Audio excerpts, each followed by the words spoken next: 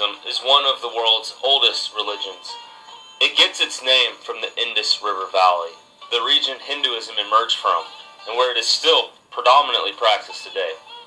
It has no official creeds or organizational bodies for oversight. Hinduism has thousands of gods and goddesses, with numerous different expressions of belief. However, it is like a melting pot because it is not polytheistic. Instead, these gods and goddesses and assorted practices come together in the belief of monism and pantheism, meaning that for Hindus, all is one and all is God. Hindus believe in reincarnation, that the imperishable soul migrates from one body to another at death. The actions of a person or animal in this life direct the position of rebirth in the next life through karma. The ultimate goal is to achieve moksha and break free from this circle of life and escape the yoke of karma. The Vedas are the only divinely revealed sacred texts of Hinduism. How exactly they were received and who received them remain mysteries. They consist of 4 collections of priestly chants. The oldest and most popular Veda is the Rig Veda. The Rig Veda contains a creation story, which gives an explanation to the belief of monism and pantheism. The Rig teaches that the god, Purusha, was sacrificed by other gods and his body became the universe and everything within it. This narrative provides a good explanation for the caste system, the head of Purusha being the top caste, and the other caste being formed from lower body parts. Upanishad means sitting near. The image is that of a student sitting near a teacher. Brahman priest wrote the reflections and meditations on the Vedic traditions. It is in the Upanishads that the theology of Hinduism becomes somewhat systematized, with explanations for practical applications of the Vedic traditions in life. A parallel to the Upanishads in another religion would be the Talmud in Judaism, in which rabbis reflect on God's Word and then supply an application of the Scriptures to God's people. Brahman is the divine reality at the heart of all things. Ultimately, this means that everything is God and everything is connected in one through Brahman. The reason that we do not recognize the oneness and divinity of all things is because Maya keeps this ultimate reality hidden from our senses. Maya means illusion.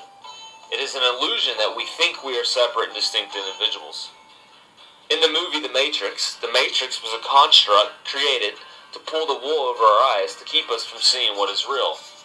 The ancient Greek philosopher Plato, in his allegory of the cave, presented the idea that humanity is bound in the cave, staring at dancing shadows on a wall. The shadows were not what they were perceived to be. They were actually real people, dancing by a fire that no one could see. Both The Matrix and Plato's allegory of the cave present similar illusions like Hinduism's Maya. Samsara, also known as the circle of life or reincarnation, teaches that the divine soul of a person passes from one body into the next at death. Karma is likely the most used Hindu word in Western culture. In the West, the word karma has taken on the meaning of what goes around comes around, or getting what is deserved. Good karma means someone will be financially or relationally blessed, while bad karma has been used to explain all sorts of misfortunes. Sharon Stone even blamed the devastating 2008 earthquake in Sichuan province, China, as karma working against the Chinese government. Needless to say, the Chinese people did not appreciate her comments.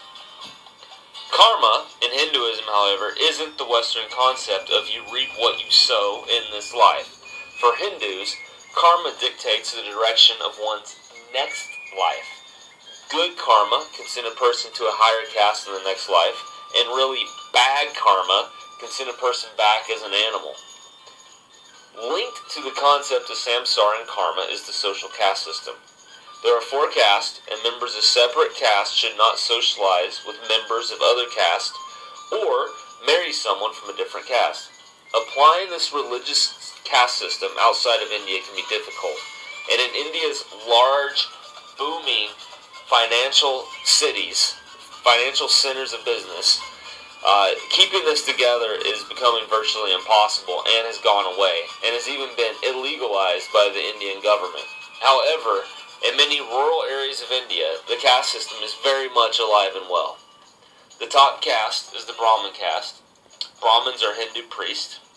Priests would oftentimes serve as cooks, since as priests they could interact with those of lower caste. The caste below the Brahmins traditionally consist of the warriors and rulers. The next caste belongs to those with a skilled trade. The bottom caste is comprised of unskilled workers. Dalits are people who are not members of any caste. They are below the caste. The Dalits are commonly referred to as the untouchables because members of other castes will never touch a Dalit. Moksha is the highest goal of Hinduism. It is the breaking free of Samsara, achieving union with Brahman. No longer will a person be under the yoke of karma and the illusion of Maya. A person is unable to know if he or she has achieved moksha in this life. It isn't reached until death. Yoga means union. There are various forms of yoga in Hinduism, but they are all spiritual paths that are practiced to receive a good reincarnation and union with Brahman.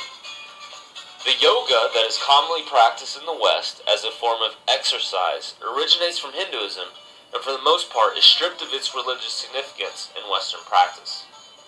This form of yoga, that consists mainly of stretching, physical postures and movements, and breathing exercises, is referred to as Hatha Yoga in Hinduism.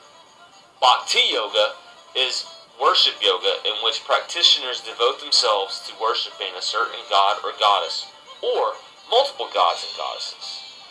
Another form of yoga has practitioners devoting themselves to studying Hindu sacred texts as a way to seek union with Brahman through growing in knowledge.